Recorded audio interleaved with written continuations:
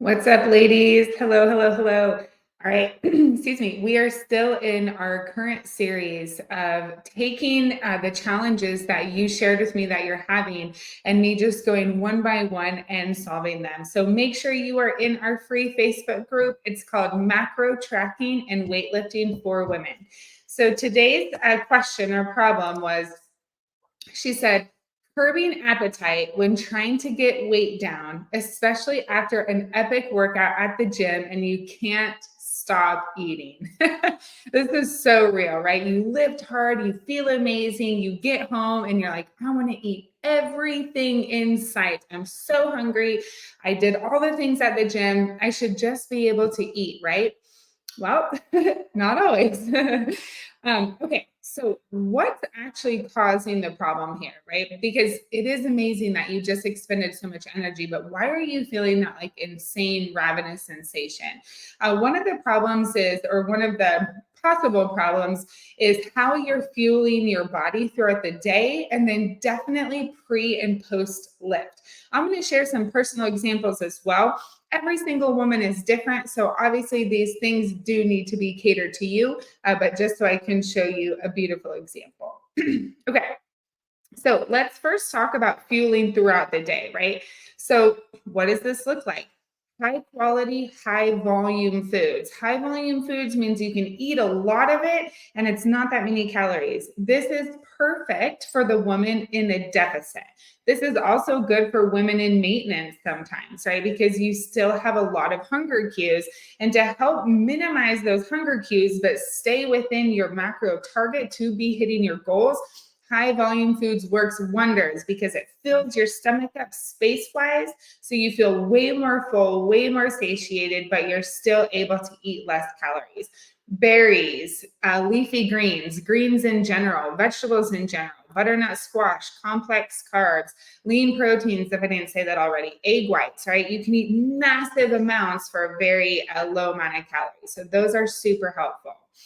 Now, let's really talk about the pre and post lift. Like, this is really what I want to focus on for this video. And it depends when you train, right? So for me, my food log, my fitness pal specifically says breakfast, snack, pre lift, post lift, dinner, snack. Okay. Yours may look different, but when you set it up like that, it allows you to be way more intentional when you go to pre plan your macros, right? Because it's like, okay, what am I going to eat pre and post lift? A wonderful woman in our group sent me a food log screenshot of her post lift, and it was like 9 grams of carbs. I'm like, oh my gosh, that is, I see your comments, love. I'll pull those in at the end of this so I stay on track. But I'm like, oh my gosh, that's such a problem because you need carbs to refill your glycogen stores, right? Like carbohydrates is our primary fuel source. And so we need them before our lift to have all the energy during, and then we need them after because that's what we just expended, right? So for me, I put my numbers on here. Keep in mind, ladies, I'm eating 2,500 calories right now. You may be eating less. And so don't just follow my numbers, right? I'm just sharing with you relative. Okay. So make sure that these are appropriate for your numbers. So let's see.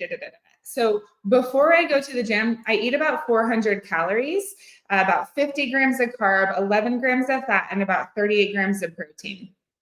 Oh, let's see. Yeah. Oh, excuse me. That's on my way home. Let me actually look at my food log for today. Yeah, so pre-lift today, I'm eating 63 grams of carbohydrate, 12 grams of fat, and 28 grams of protein. Okay, so that's pre-lift. I want to get lots of carbohydrate in. I don't usually do a lot of fat because I don't have a lot of fat for the day. I have like 73 grams, which I mean is a lot, but I have 311 grams of carbohydrates, so there's so much more. But again, we need those carbohydrates to really fuel the lift. So that's pre-lift, 63 carb, 12 fat, 28 grams of protein. For those just tuning in, remember to adjust these numbers to you. This is based on 2,500 calories for the day. So then I go do my training session, and mine take quite a while, like 2 hours or more. I'm training for competition, so things are much more extreme. Okay. Then on my way home from the gym, so I have it actually packed. So immediately I get in my car and I start eating my meal because I'm already so hungry. That way you're not just sitting there in your car waiting to get home, and then you're even more ravenous, right? So in the car, what am I eating? Another 400 calories, about 50 grams of carb, 11 grams of fat, 38 grams of protein. That's at 4:30 p.m. I get home and I start cooking dinner no later than 5:30 p.m. So just 1 hour later, I'm cooking dinner for my son and I eat another 450 calories. Today is 57 carb, 11 fat, and 30 protein. Okay. So you can see there's like some massive calories before the lift, on the way home after the lift, and then within an hour, maybe an hour and a half after eating a whole meal, I eat another whole meal. Not junk food, not processed food, ladies, vegetables, beets, chicken, sometimes bison, sometimes steak, sometimes fish, right? Rice, sweet potatoes, meatballs is one we're doing tonight, right? So don't fill your plate with more processed food because you're just going to be even more hungry. Processed foods and like junk food or whatever, it doesn't satiate you. It just leaves you craving more. You eat one donut. Are you like, oh, good.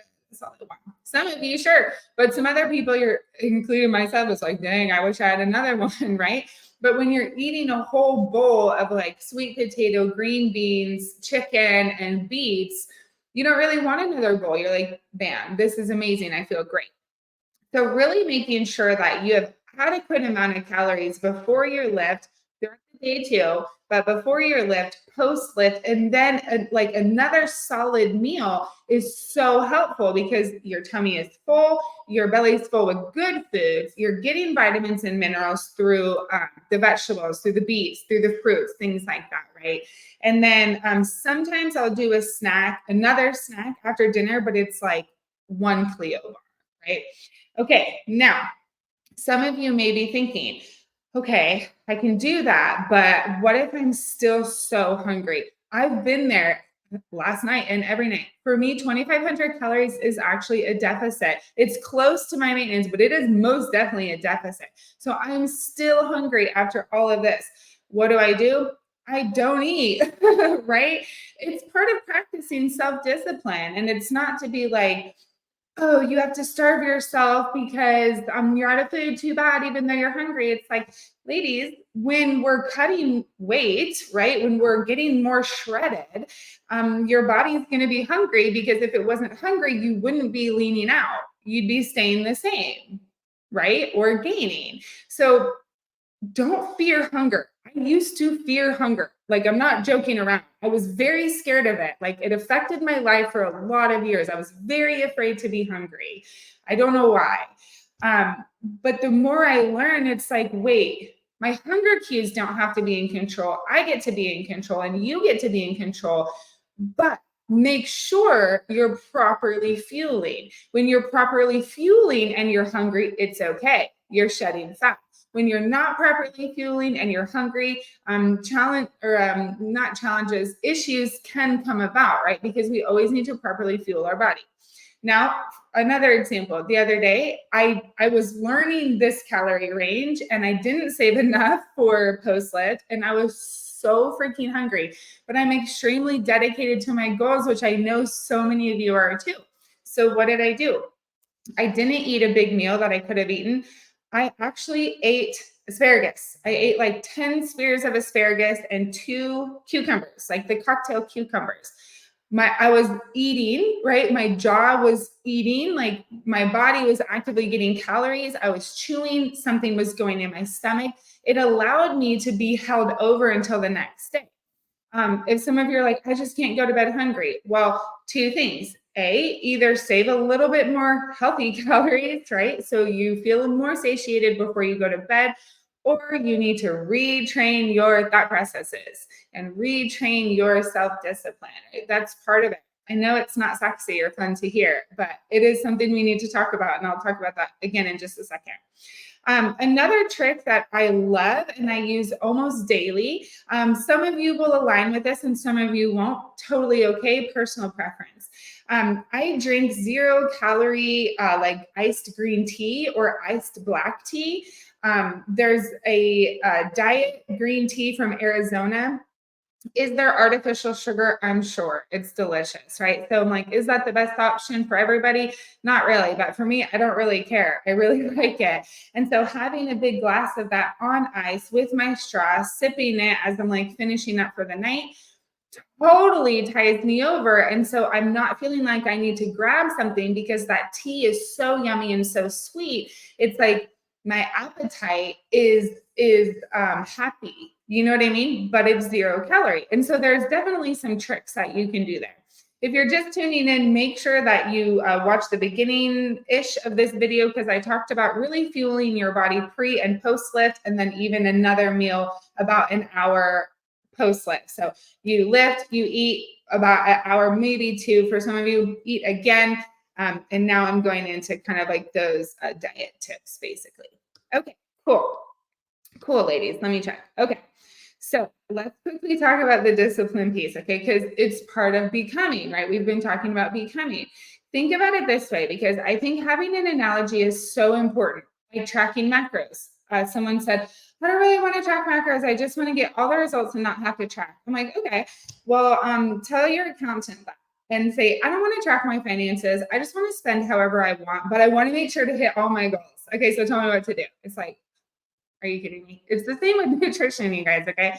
Now, with discipline, think about it this way. If you never discipline your children, you let them do whatever they wanted, eat whatever they wanted, watch whatever they wanted, do anything they wanted, would they be a productive, healthy member of society? Not a freaking chance. Discipline, there's a book called The Celebration of Discipline. Discipline is a beautiful thing. No fit, healthy, successful, empowered, kind woman woke up and said, I just woke up like this. I just did it. No, she worked for it, not just in her actions, but in her mindset and in her inner woman. We have to change the inner woman. And that doesn't come from cheating on a diet. That doesn't come from, oh, this macro entry looks better than that one, even though it's probably that one. I'm just going to do this one. You're just cheating yourself and you're making this process take much longer. It's okay to be real with yourself. You need to be real with yourself. It's not the most enjoyable, depending where you are in your growth, but the only way out is through, because when you go through those things, you're so much stronger as a woman. You're growing, you're learning, you're developing in every area. So don't resist it. Go through it. Okay. I'm right there with you. I would never tell you to do something that I don't do myself because I think that's hypocritical. All right, cool. Let me look at these. Miss Lindsay, just joined the live. I was thinking this. I can eat a big breakfast before I lift, get full, then get hungry in the middle of my training. Yeah. Okay. Well, my question is, what are your macros, Lindsay, for your big breakfast? It may be that you need to adjust the macros. So that is like a more sustained energy source. We don't use it as an energy source while lifting usually. However, if you're like, I'm so hungry, I can't get satiated. Well, actually, another thing that came to my mind is your food quality. What's your food quality? If you eat like a bagel, that's a huge breakfast. That's 500 calories, but it's not going to keep you full very long, right? Whereas if you eat like an egg, 100 grams of egg white, oh, got you, love. 4 eggs, dang, that's a lot of fat. Okay, so what I would say, just a recommendation, love, what I would say instead is I would do 2 eggs, so it's like 10 grams of fat. I would probably add another 100 grams of egg white. So 2 eggs, 100 grams of egg white, your banana, and then I would do like 150 grams of vegetable. I bet you'll feel way more full. 150 grams of green beans, that's what I had in my egg whites this morning. It was a lot. I'm very full right now. It was really a lot. And then I had some salsa on that. So that's what I would say, get more volume, right? I mean, that is a pretty big breakfast, but yeah. Let me know if you have questions on that. Now, I have also, yeah, you bet, love. I have actually been here though. I was training for so long and I was really hungry and I had 2 bananas at the gym for my post lift. And I literally just went and got my banana and I ate it and then I finished my lift. So you can always just bring a snack and that's totally normal. Actually, we have a client that does that too. Maybe not now, but she did in the beginning. She was always so hungry in the middle of her lift. I think she did her thing was like a Cliff Bar, Chris, if you're on here, something like that. Not recommending that or anything, but just sharing like an example. It's okay to eat in the middle of your lift if you need it. It's fine. All right, cool. Miss Tina, yeah, good. Oh, I love it. Yeah, ladies, like I understand that everyone has different philosophy and training protocols and all the things. And at Queens of Iron, we go by a few things. One, always the research, peer-reviewed research. Like we really get in the research. We don't listen to influencers. We just don't do that. It just doesn't make any sense. Like we really focus on research. For me, just personally, not even including all the experience of the trainers, I have almost 15 years of experience training women in their fitness and nutrition. Collectively, I think we have something like 40 years, okay, of experience. So it's not just reading and like comprehending, it's like actually seeing women constantly. This is all of our full-time career, obviously, right? And it's so interesting because every woman is different. Still to this day, obviously, every single woman is different. The trends are the exact same. Ladies in menopause, you're not broken. You just need to find what works for your body. Now, tracking macros and lifting weights will work 100% of the time as long as the plan is actually created to you. Probably over half our clientele is either perimenopause or in menopause, some are postmenopause. So keep that in mind. Okay. But the other thing that we focus on is what we do ourselves, right?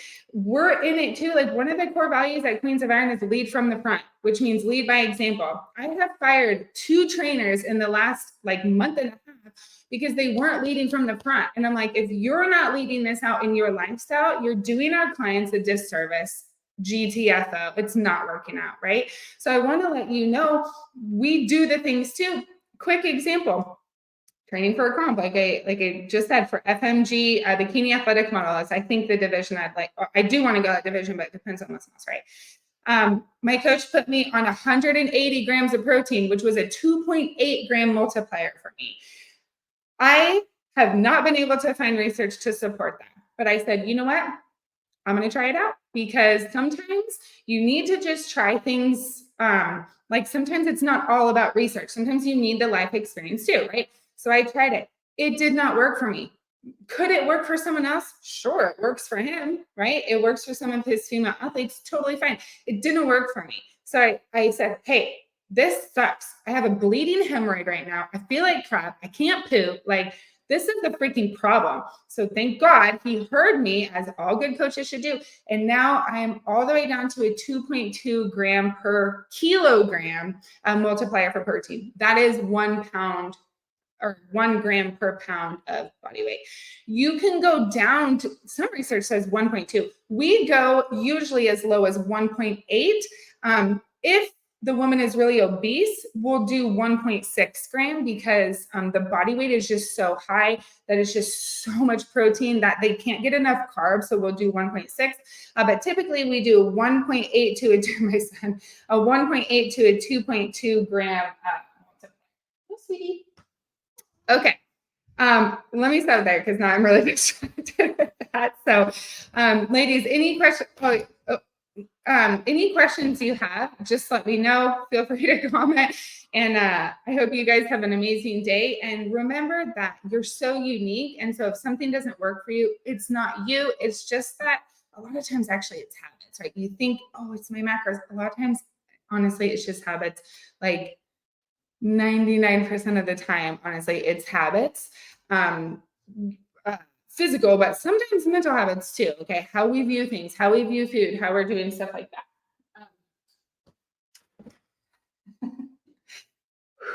So my point is, you're not broken. We work with a ton of women with hypothyroidism, and can they lose the body fat and get toned and be fit? Yes. Does it look very different than someone who doesn't have hypothyroidism? Well, maybe not very different, but it definitely looks different. It 100% of the time looks different, right? You are unique. You need a plan just for you. So don't lose heart if something's not working. You just need fine tuning or tweaking or something. So keep at it. Let me know if you have questions. I'm happy to always guide you in the right direction. And I hope you guys have an amazing day. I'll talk to you soon. Thank you for being here.